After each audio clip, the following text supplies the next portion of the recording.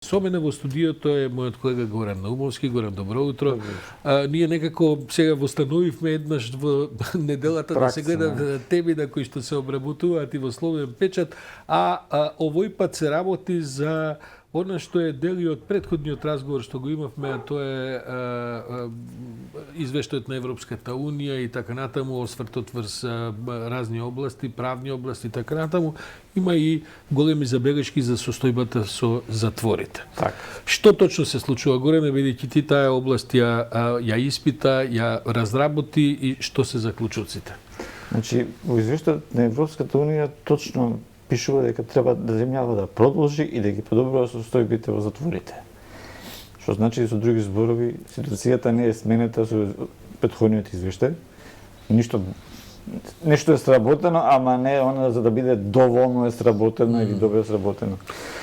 Еве овдека дури имаме и гледаме ние пресекот во најголемиот македонски затвор Дризово, каде што од 1253 легла има 1082 осудени лица кои издржуваат казна затвор, што значи дека празни места се околу 170 и не. Ќе се полнат или не се полнат, ќе видиме. Што побрзо ќе се наполни или побрзо ќе се испразни. И најголемо празнење се случи кога беше амнестијата, нели, али за брзо време пак капацитетот на затворот се напополни и условите не се сменети никакви. Многу малку жени, ова дури во промили изразено. На што е тоа резултат? Веројатно треба и експертите да кажат. Дали во Македонија криминалот главно е машка работа? Праксата вели дека е машка работа. Обично за жените судот е поблаг во однос на некои кривични дела, им дава условни казни, да не речам, не е пристрасен судот, али праксата е таа. Ова е додуша состојба од август 2020 година. Значи од тогаш е помината уште една година, веројатно во овие цифри има известни промени. Има. Зголемување во однос ке мажите има, во однос ке жените нема. Значи капацитетите не само на Дризово, туку и на другите 11 затвори во Македонија се преполни, ајде да ги речеме, во однос на она што треба да биде комфорт, што треба да го имаат или услов за живење. Што е право, ние памтиме години кога овие цифри надминувале капацитетот. Имаше години кога во Дризово се прелеваше бројката преку 1200 или 1300. Луѓето спие еден врз друг, буквално и походници. Каква е состојбата на самите затвори? Во која да кажам, ајде архитектонска смисла се наоѓаат, градежна смисла? Најнов затвор во Македонија е Кумановскиот во Кршиње. А тој е граден? Тој е граден пред некои 10 години.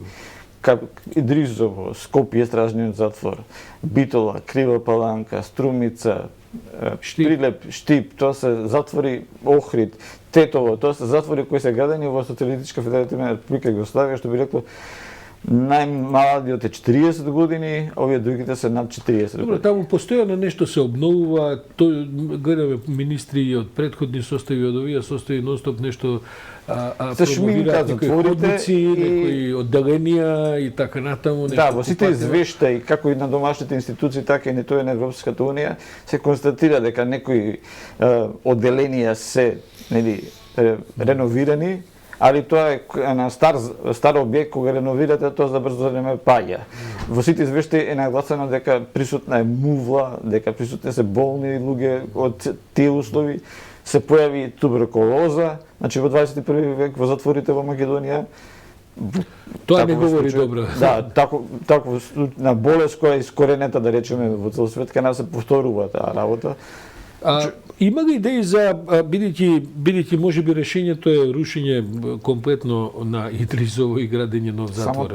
Само тоа е лекот, бидејќи веројатно тоа се препораките, ама тој зафат немаме каде да ги сместиме овие осудените лица. Во меѓувреме додека се гради, да.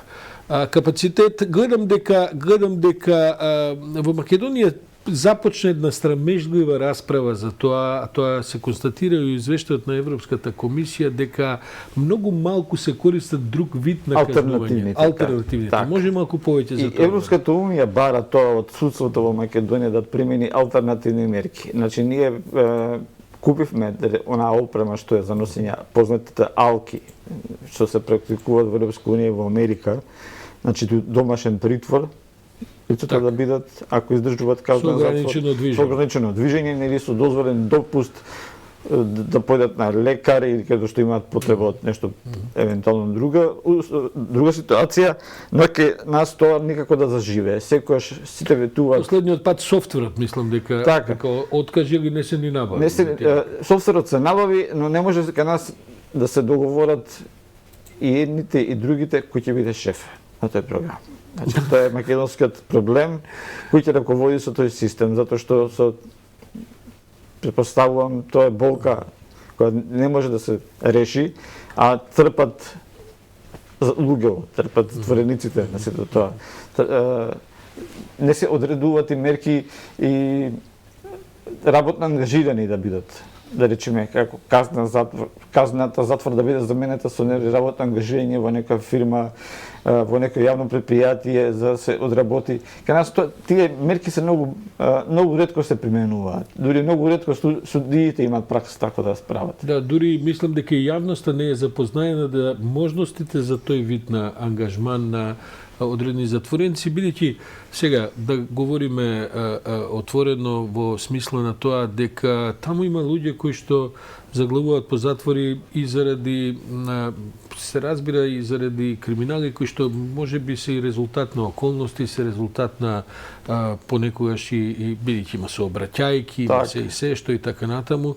И сега не е идејата на системот за пенализирање да луѓето заглават во затвор и да не излезат од таму. Напротив, идејата е да си го платат долгот кон општеството, но тоа да го направат на еден начин кој што и општеството ќе има државата ќе има корист. Простите, прекинав. Не, па тоа ми е зборот и дури мислам дека општото ниво на разбирање на таа проблематика и во јавноста, не само пред се меѓу стручњаци ве судии, така е ниско. Постои една друга страна која мора да се земе во предвид, тоа е во македонските судови и македонските затвори заглавуваат луѓе кои користат и марихуана за лична употреба, некои здравствени потреби, нели? Заглавуваат во затвор на иста казна затвора како што и оние големите, како што и оние шверцерите. Дилерите, нели? Законот е таков, дали се поседувал пола грама или 500 кила, казната е иста. Да. И не праксата европска е тие да не се луѓе осудуваат.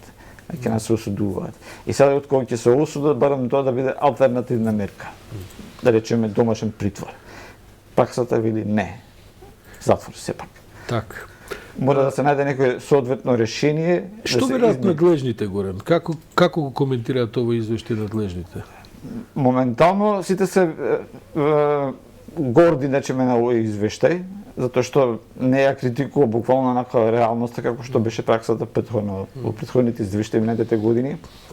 Но да речеме управата за извршување санкции која е надлежна сите затвори во Република Македонија, вели дека извештајот дава јасна слика и дека е добар, според нив.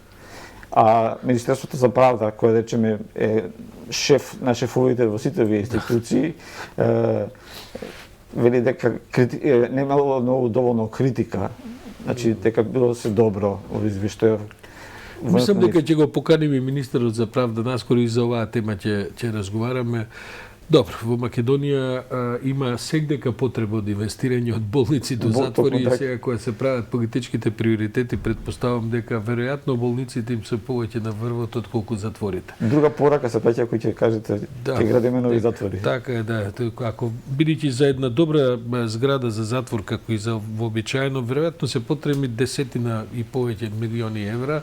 Так. А предпоставам дека ќе рипне пола општество и ќе каже чекај болницата, бабу, чекај школото, пропушта покривот и така. Тоа е малку една сиромашна држава, но сепак буџетот е буџет кој што треба да се прави со планирање и кој што треба да предвиди средства за се, па и за затворите. Те затворите се слика на една држава. Колку се подобри, толку е државата подобра. И колку и да се трудиме сите, не треба да заборавиме дека некој може и таму да заврши.